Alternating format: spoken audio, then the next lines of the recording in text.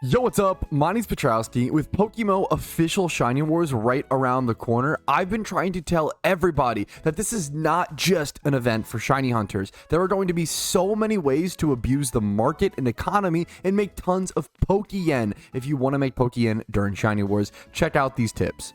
Moneymaker number one that I don't think enough people are talking about is going to be over in Sinnoh. You want to head over to Eterna City and then head over to Eterna Forest. And we're heading over to Old Chateau with a Soak Spore False Swipe Smeargle. Soak is really important here because we are going to be trying to encounter Rotoms. Rotoms have gone up aggressively in value with the upcoming official Shiny Wars. You are going to need expert lures to actually be able to farm them, but good IV Rotoms. I always say Rotoms are one of the most desired Pokemon in all of PokeMMO already for PvP. Rotom Wash is really good in OU. Different Rotom forms like Heat and Mo have been good historically in UU, and then base form Rotom is really good in NU. So it's good in every single PvP tier, even doubles. Now, what happens when you take the most desired PvP Pokemon and make it really desired also for shiny hunters? Because for official PokeMMO Shiny Wars, Rotom is a tier 0 Pokemon, which means that he gives you some of the most amount of points, if you actually were to get a shiny Rotom. So all of this demand and all of these factors are causing the base price of Rotoms to just absolutely skyrocket up to 11k a piece. Every single Rotom you find is 11,000 Pokeyen. If you find one with 31 defense, 23,000 Pokeyen. If you find one with 31 HP, 24,000 Pokeyen. If you find one with a 31 special attack, basically any 31 at this point, 22k for any 1 times 31 Pokemon for any Rotom. This is getting ridiculous. Now, you will only have a 5% chance to encounter them here, but even with that, you should be able to catch a fair few per hour. What you want to do is you want to pop an expert lure right here in this location. Also, if you're interested in a shiny Ghastly, Haunter, or Gengar line at all, this is honestly a really cool way to passively get one since it's a really high chance. I think it's like 95% chance for Ghastly encounters here, and then a 5% chance for Rotom. I'm going to see you guys with how many encounters it takes me before I find a Rotom. So far, I'm at 4 encounters. At a 5% encounter rate, you should see about 1 Rotom every 20 Ghastly or so. Alright, got decently unlucky, ended up finally getting a Rotom like 30 encounters, I think, later. So if you don't get one for a while, you know what? That's okay. On average, it should be 1 every 20 or so encounters. Once you find one, you want to go ahead and use your Soak Smeargle to go ahead and soak it. That's going to turn it from a ghost type into a water type, and that will allow you to actually false swipe it now, which is going to make it much easier to catch. Also, now that you've soaked it, you can use net balls to catch it. Net balls are probably the best Pokeball in PokeMMO right now. Can't recommend them enough. So after soak, false swiping, and sporing it, now we can head over to our Pokeball and go ahead and use our net ball. It did take me around 3 expert lures to find this one, which is really unlucky. That shouldn't happen to you guys, but there we go. Should be a pretty easy catch with the soak, false swipe, spore, netball strategy. There's our first Rotom. That's 11k base. Now, you do want to subtract, if it took me 3 expert lures, it's around 4,500 Pokeyen plus the netball. In reality, I made around 5k profit there, which is still really solid after listing fees and after all the fees, essentially. Honestly, 5k profit per catch is really nice and consistent, and it adds up. And then if you get any 1 times 31s, 2 times 31s, you're going to be in the big money. So I think this moneymaking method could be super underrated. I would love to do a test from 1 hour at some point. Obviously, probably going to be too busy with Shiny Wars to do so, but really excited to see how you guys like it. Let me know how it performs in the comments. Next up, the tried and true method to make tons of Pokeyen from high-end shiny hunters, it's going to be catching Dittos. There's tons of ways to catch Dittos in PokeMMO, the main 2 ways being different variants of Fortress or Vaporeon over in Hoenn or over in Johto. Just for the sake of this video, I'm going to show you guys over in Hoenn. You want to head over to Falabor Town, head inside here, and use whatever catching strategy you want to use on the Dittos in here. Should be around a 40% chance for Dittos to spawn within this cave. I should be putting out an updated Ditto guide actually very soon, so if you're interested in that, keep an eye out and subscribe. But Ditto farming is amazing. The main thing you get from Dittos are just Shittos. Right now, Shittos go for around 4k a piece, and it would not surprise me, guys, keep an eye out. I'm gonna even buy these. It would not surprise me if Dittos get to 5,000, 5,500 Pokeyen a piece during the event. As a shiny hunter, I'm telling you guys now, we are crazy. We are willing to spend so much Pokeyen for the shinies that we want and for the competition. We go so hard for competition, and we are willing to blow through our wallets to be able to attain that glory. So take advantage of that. It's coming from the horse's mouth. I'm telling you guys how to make Pokeyen off of me, essentially. So go farm Dittos. It's going to be a great way to make some Pokeyen. I'm pretty sure, I'm guessing they'll rise in price. Obviously, that's not guaranteed, but I'm guessing they will rise in price pretty drastically during the event, but we will have to see. That's Ditto farming.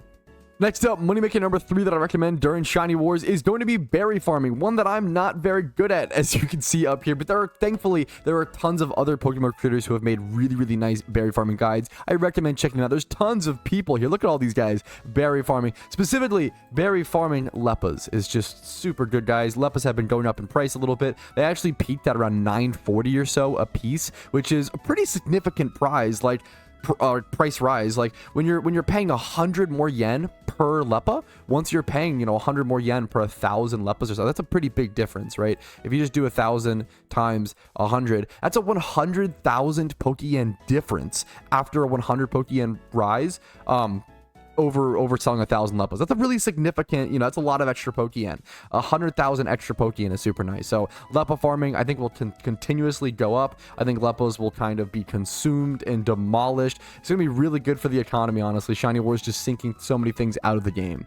Next up is going to be fossil farming. Specifically, I'm a huge fan of fossil farming over in Sinnoh. If you go over to Jubilife City and then head north, and just head north a fair bit. I'm going to pop a rappel here. You don't need to, though. Just head into this cave. If you don't, now I have to run out my rappel. If you try to run into the rocks or rock smash the rocks with rappels, you're not going to be able to find encounters. So don't pop a rappel like I did. I do recommend having a damp Pokemon on you just in case you run into a shiny and they happen to have self-destruct or explosion, but fossils are going up in value drastically due to official Shiny Wars. The cheapest fossils before official Shiny Wars announcements were around 6 to 7k is what Helix fossils would be.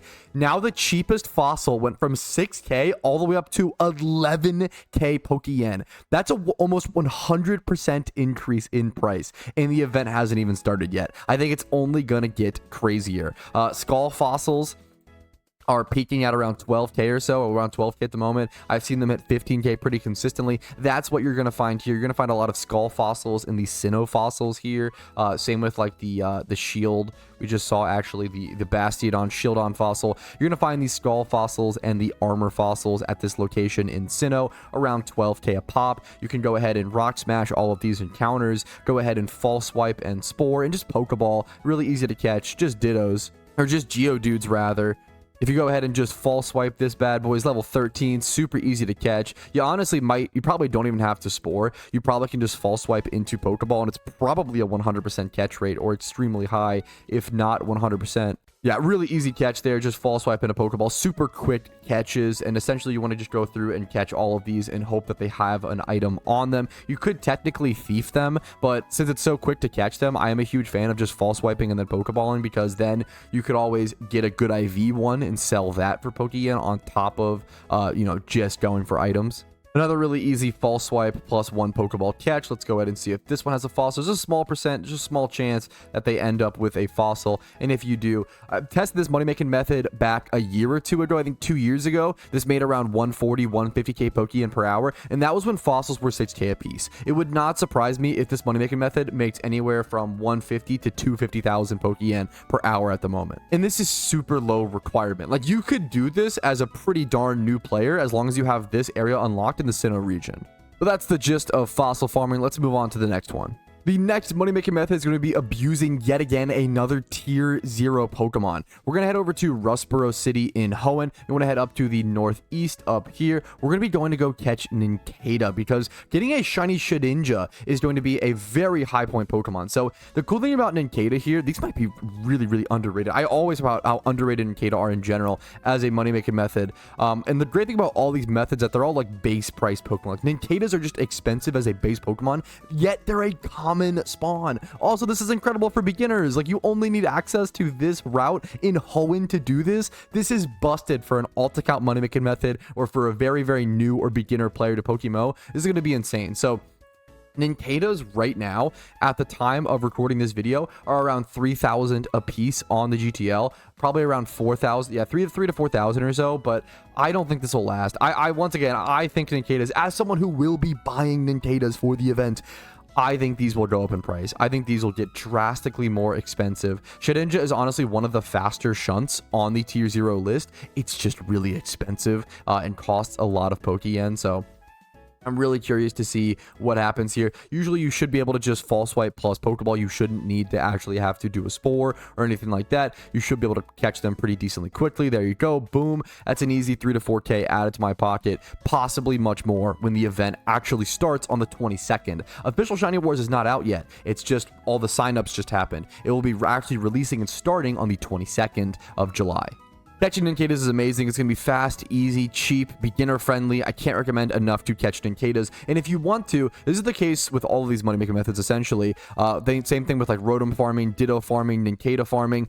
Try to sell them as boxes. If you want to head over to my Discord or head over to a higher endgame community and you want to sell them as 60 Pokemon. So a box of Pokemon is essentially if you were to acquire 60 Dittos or 60 Ninkatas or 60 Rotoms, you would sell them as a box because shiny hunters like myself like to do this. We like to go stack them up into rows like this and do a great big batch of breeding them as fast as possible. And we really value Ditto box sellers to be able to get us those Dittos as quickly as possible. Just getting as many shit IV Dittos as possible, as quickly as possible, is really the name of the game when it comes to high-end shiny hunting.